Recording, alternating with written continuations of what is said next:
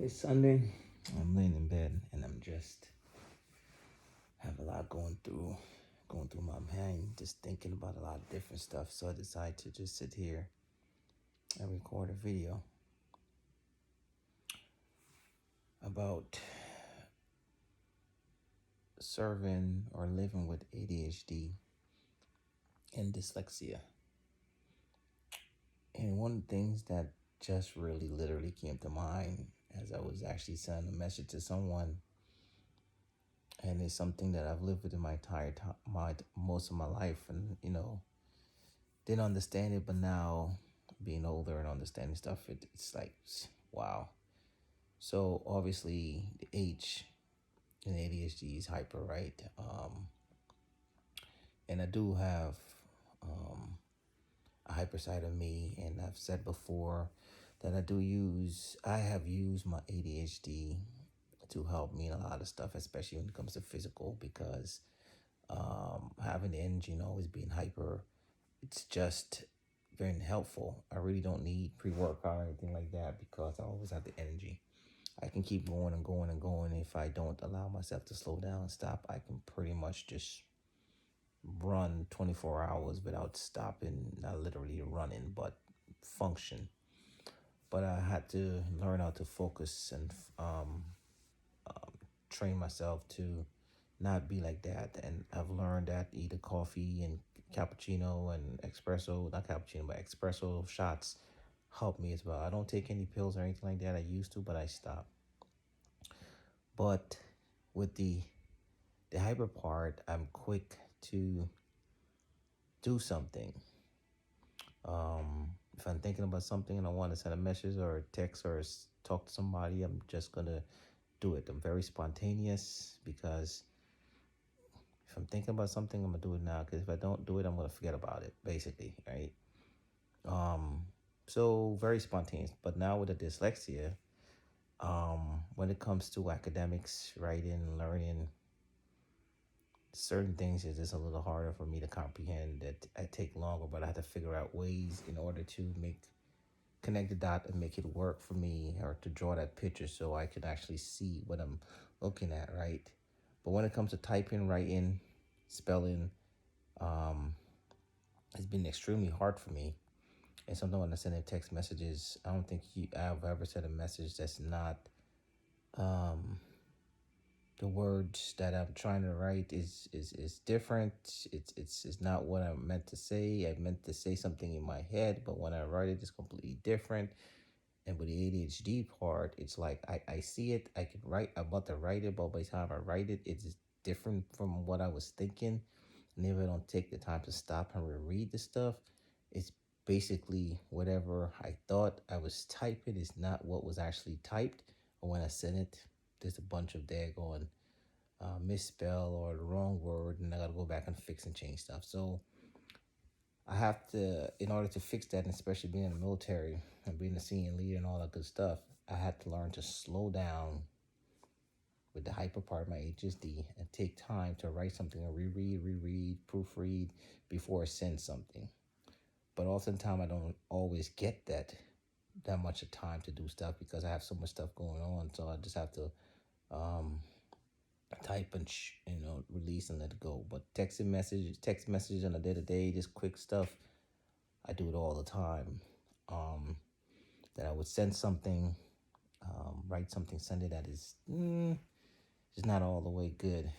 But even with that, in the academic setting, I had to learn how to, when writing a paper or doing something, in order to understand it, since reading is not easy for me to with the comprehension piece. But I've learned audiobooks, listening and watching stuff is definitely the way I have been able to comprehend and learn stuff. So even with the academic piece, having an iPhone and Apple devices and the ability to have your phone or your computer read back to you, it's been very, very helpful for me, man.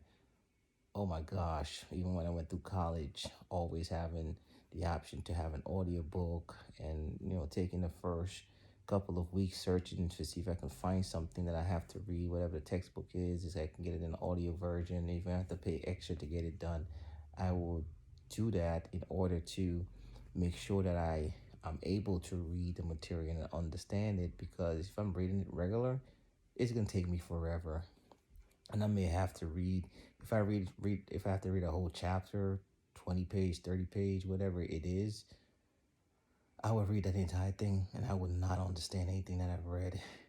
So I'll have to go reread it two, three more times just to get it. But with audio, sometimes it's just one time I have to listen to it. Most of the time, it's one time I'm good. If it's kind of a little complex, gotta go back.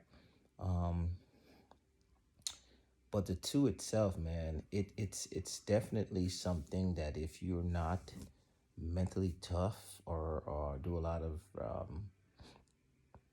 self reflection to understand what it is that you're dealing with, those two can definitely make you feel incompetent, or make you feel different from everybody else, and kind of like just shy away. It really can. You know, I'm big into fitness, obviously, right? But with all the muscles I have developed over the years, the strongest muscle that you have in your body is the muscle of the mind, man. That that that muscle right there. If you ever want to know, learn, do, try something different, and push yourself, get over something, whatever it is the mind, man. And I've been able to tap into that, and um, I think being dyslexic too, with thinking differently, I think that has also helped me, because just being able to sit here and I go, come on, I gotta do this. How can I do it? I start thinking about so many different ways, and I come up with so many different ways to do things. That's been helpful. It's definitely a challenge in relationships, though, because again, I didn't really know all this when I was younger.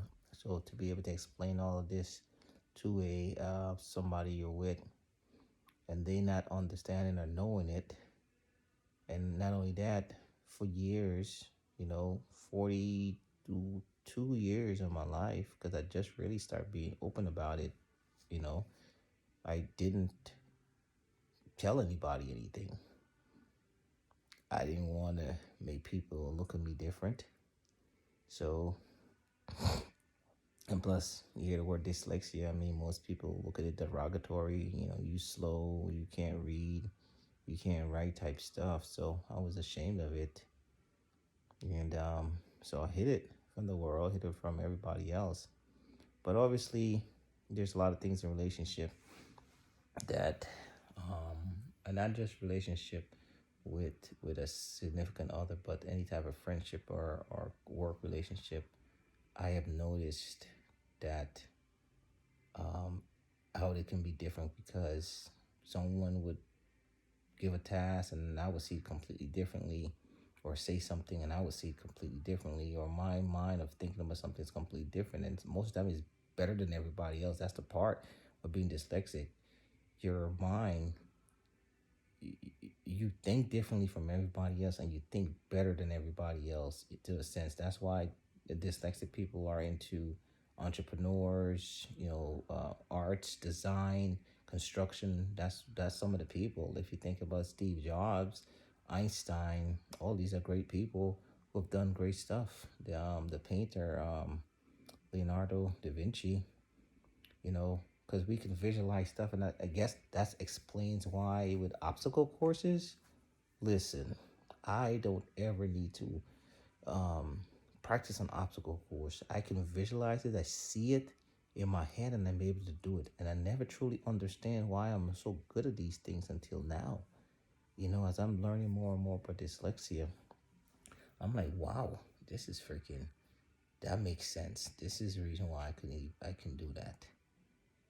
Um, but for everyone out there who's living with both of these um, learning disabilities, which, for me is not even a disability, is an enhancement of my life. There's areas that it may be a little harder, but it had enhanced me to be who I am, and to be make it through the ranks from private to sergeant major with dyslexia.